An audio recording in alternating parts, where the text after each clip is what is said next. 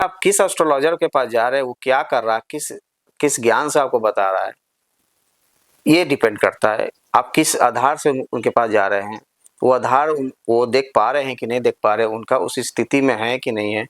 अगर जरा सा भी कुछ होता तो आपके भविष्य पर खतरा हो सकता है। बिल्कुल, ये बड़ी बात कही आपने। इससे मैं एक बात पूछना चाहती हूँ कि जो पेरेंट्स बचपन से ही कुंडली पर विश्वास करते हैं, अपने बच्चों को लेके जाते हैं एस्ट्रोलॉजर के पास और कि ये क्या भविष्य में बनेगा, इसको क्या करना चाहिए, और कहीं न कहीं तो एक वो दबाव भी बन गया, एक बच्चे के ऊपर प्रेशर भी बन गया, या फिर बच्चा ये भी सोच सकता है कि भई मैं पढ़ूँ, ना पढ़ूँ, मुझे तो भविष्य में ये बनना ही है, तो मैं नहीं भी पढ़ूँगा तो भी मैं पढ़ लूँगा, ऐसा कुछ। तो ये कितना उस बच्चे के लिए सही है कि मतलब पहले ही उसे बता देना कि तुमको ये करना चाहिए, तुम भविष्य में ये बनोगे, कितना प्रेशर होगा इसका? मैं आपको पहले बता दूं, जब आपसे पहले बात हुई अभी, जी, मैंने बताया कि मेरे दादाजी ने जो जो बताया सच बताया, जो घटित हुआ। अगर उन्होंने बता देते कि मेरा ये लड़का जो है बहुत बड़ा एस्ट्रोलॉजर बनेगा, तो हो सकता हम नहीं बनते। हाँ, जी, एस्ट्रोलॉजर उन्होंने बताया इसका भविष्य बहुत अच्छा है, ये आगे जाके बहुत बड़ा काम करेगा, अच्छा रहेगा। वो चाहते तो बता सकते थे, क्योंकि उनमें वो पावर थी, इंट्यूशन थी उनमें, क्योंकि बिना इंट्यूशन का एस्ट्रोलॉजी नहीं हो सकता है ना। बिल्कुल। तो इंट्यूशन होना बहुत जरूरी है। तो मान लीजिए अगर हम बता देते हैं किसी को, हाँ ये निर्णय आप बताइए, आप ये बताइए कि लड़का का हाँ किस क्षेत्र में आप जा सकते हैं। आप आर्ट्स में जा सकते हैं, आप साइंस में जा सकते हैं, कॉमर्स में जा सकते हैं, ये आप बता सकते हैं। लेकिन कैरियर आपका क्या चुनना है, वो आपका एजुकेशन, आपका अपने मेहनत पर है, मेहनत पर है। सिर्फ मेहनत। अगर मेहनत, आप मान लीजिए कि आप कुछ नहीं है, नेता तो कुछ नहीं है, लेकिन नेता बनता है ना, बिल्कुल, वो तो कुछ नहीं है। बिल्कुल, वो तो एक अनपढ़ भी बन जाता हाँ, बन जाता है, तो बिल्कुल, उसका क्या है, वो कौन सा डिग्री लेके आते हैं, आते हैं, सही बात है सर। है ना। धीरूभाई अंबानी है, वो पढ़े लिखे नहीं थे, कैसे बहुत बड़े बड़े मैनेजमेंट कोर्स नहीं किए, इतने बड़े उद्योगपति बन गए बन गए, सही बात है हैं। सर, आज कहाँ तो से ये कहाँ। कहना नहीं है, आप कर्म करो, कर्म में जब लगे कि अब इसमें अब मुझे अब दिक्कत हो रही, कुछ और सहायता चाहिए, तो वहाँ पे एस्ट्रोलॉजी, वहाँ से एस्ट्रोलॉजर आपको मदद करेगा, एस्ट्रोलॉजी वहाँ पे आपको मदद करेगा, है ना। हाँ, आप कुंडली मतलब एक दिखाएं। सही समय हाँ, पर एस्ट्रोलॉजी का हाँ, सहारा ये कह लेना सकते चाहिए। हैं कि जैसे कि ये बोले तो डिपेंड करता है एस्ट्रोलॉजर पे, और कितना आपका विद्वान, आपका कुंडली कितनी अच्छी है, कितनी एक्यूरेसी में कुंडली बनी हुई है, इस पर डिपेंड करता है ना। तो ये सब है।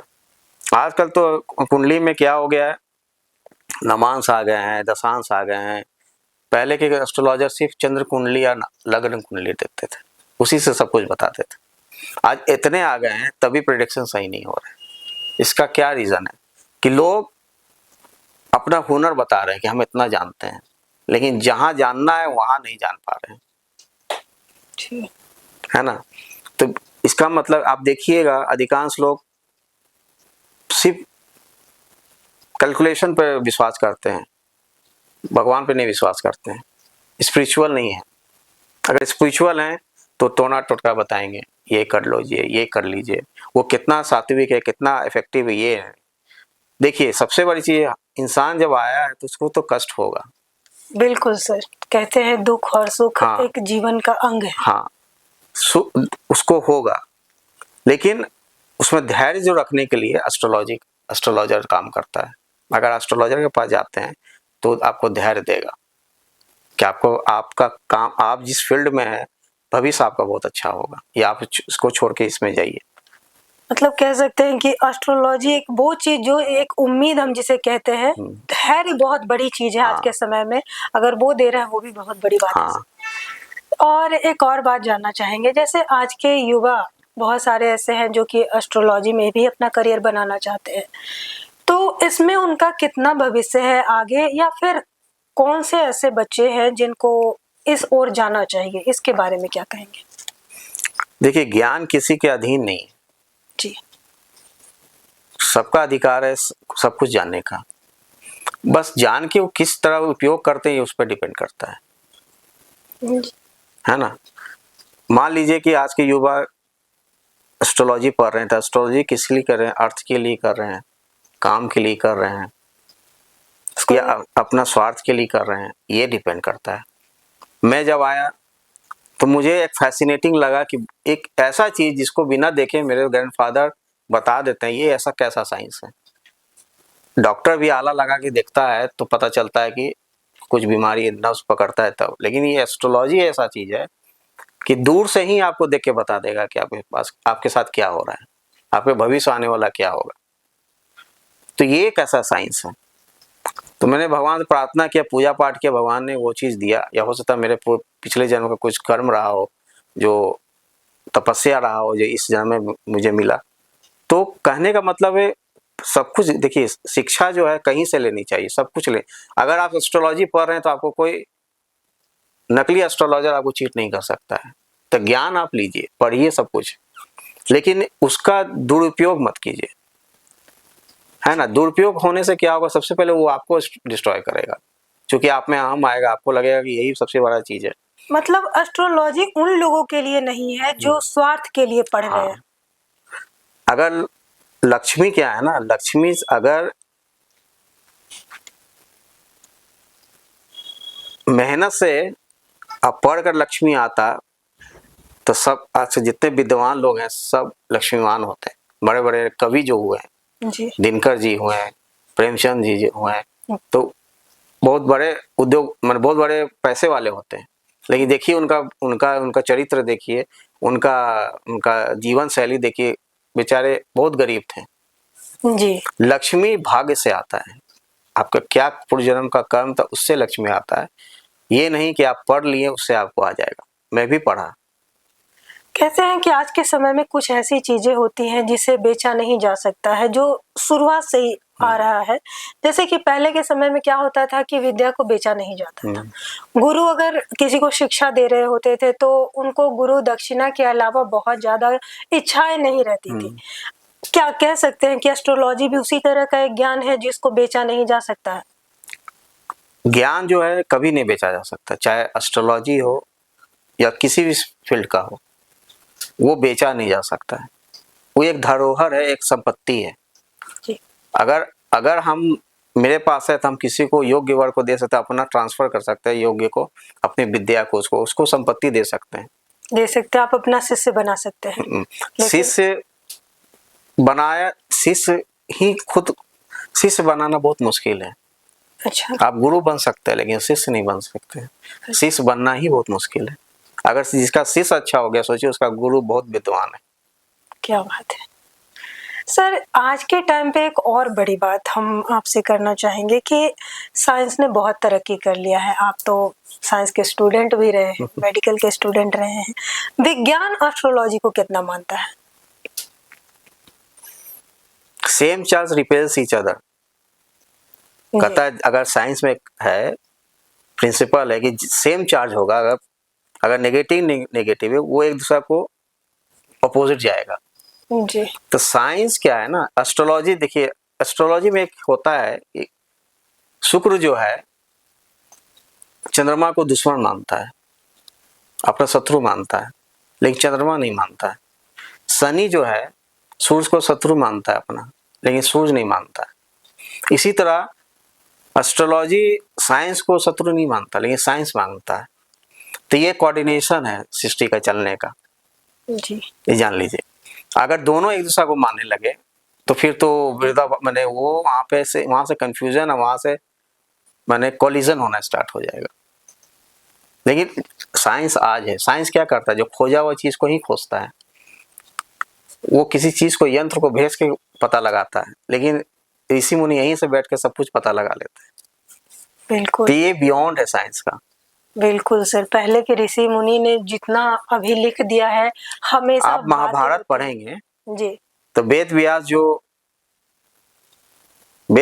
हुए थे, वेद व्यास जो मैंने उनके नजर से ही विदुर हुए थे।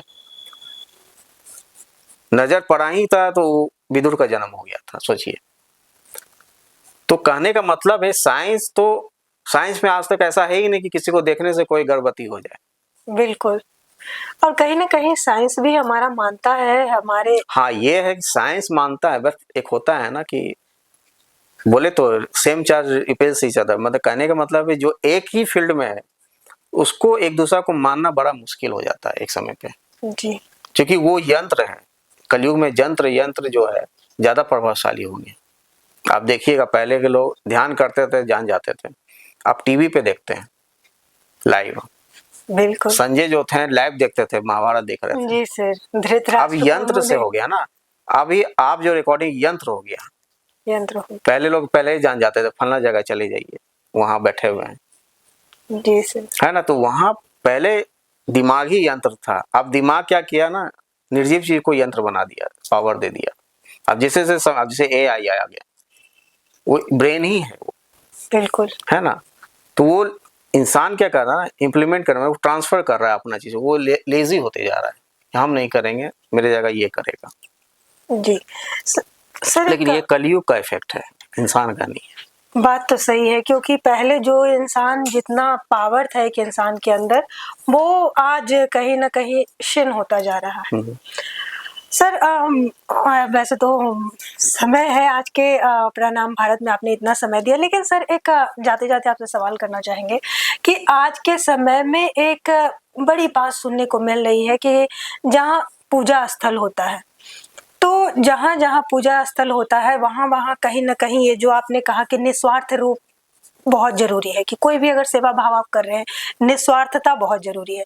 तो वहां पे अगर ये निस्वार्थता ना दिखाया जाए, जैसा कि आज के समय में हो भी रहा है, और तो ये भी मानना है जो बड़े बड़े विद्वान हैं आपके जैसे, वो ये भी कह रहे हैं कि वही जो निस्वार्थता नहीं है, तो कहीं ना कहीं वो शक्ति जो हमारे भगवान में है वो घटता जा रहा है। क्या ये बात सच है?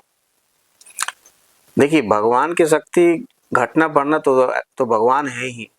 वो तो लेकिन अगर आपका आस्था नहीं है तो ये आपकी आस्था पर डिपेंड करता है। आपकी आस्था की शक्ति घट रही है, इंसान की आस्था की शक्ति घट रही जी है ना। तो किसी स्थान में अगर देखिएगा, अगर आप 4 आदमी जाते हैं, अगर उसी मंदिर में प्रार्थना करते हैं, अगर दो का या एक का भी मनोकामना पूर्ण होता है तो उसके लिए वो स्थान सिद्ध हो जाता है। बिल्कुल। बाकी के लिए कतई नहीं, कुछ ऐसा नहीं है। सर हमारे नीम करौली बाबा में ही हाँ, जब से विराट कोहली गए। नीम करौली बाबा तो खैर उनके बारे में बोलना ही नहीं है, वो तो खैर साक्षात हनुमान जी हैं। सर बिल्कुल हम मान रहे हैं, और लोग इतना जो आस्था दिखा रहे हैं सर, वहां जाइएगा तो आप बेहतर जानते हैं आप तो, क्योंकि आपके यहाँ तस्वीरें भी लगी हुई हैं, मानते भी हैं आप उनको। बिल्कुल हम भी उनके बारे में चर्चा करेंगे हम अपने अगले एपिसोड में, क्योंकि आपका जो ये है एस्ट्रोलॉजी, ये एक समंदर है सर। हम ढूंढते रहेंगे, एक ढूंढेंगे 10 मिलेंगे, वाली बात हो जाएगी। तो आपने इतना अच्छा बात बताया सर, हमारे दर्शकों को भी मुझे लगता है कि जानने की इच्छाएं और बढ़ती जा रही होगी बिल्कुल अगले मैं आपके थ्रू दर्शकों को यही बोलूंगा, किसी तरह का कुछ अगर जानकारी चाहिए, समस्या का हल चाहिए, बिल्कुल आपसे संपर्क करें। बिल्कुल हाँ, हमें कमेंट करें, कमेंट जो करें, भी संपर्क आपको करें, हाँ लगता जिससे कि है सबका समस्या का समाधान हो। समाधान हो। हाँ, और ये तो प्रणाम आपने भारत का ये तो यही है भी, हाँ, मकसद भी यही है कि हम लोगों की जो आवाज है वो लोगों तक पहुंचाए, जितना उनकी समस्या का हो सके हमारी तरफ से समाधान हो। आप जैसे लोग हैं उनके समाधान के लिए, तो हमें आप कमेंट कर इतना अच्छा सकते हैं। आपके चैनल, आप लोग इतने अच्छे काम कर रहे हैं, है ना। ये मेरी शुभकामनाएं, आशीर्वाद और भगवान से प्रार्थना है कि खूब अच्छा हो। और मतलब लोग मतलब इस चैनल के लिए सोचे कि मतलब एक चैनल आप लोग स्टार्ट किए हैं, ये नेशनल वाइड हो जाए। सर इसके लिए प्रणाम भारत आपको बहुत बहुत धन्यवाद करता है धन्यवाद, सर, बहुत प्रणाम। बहुत आभारी।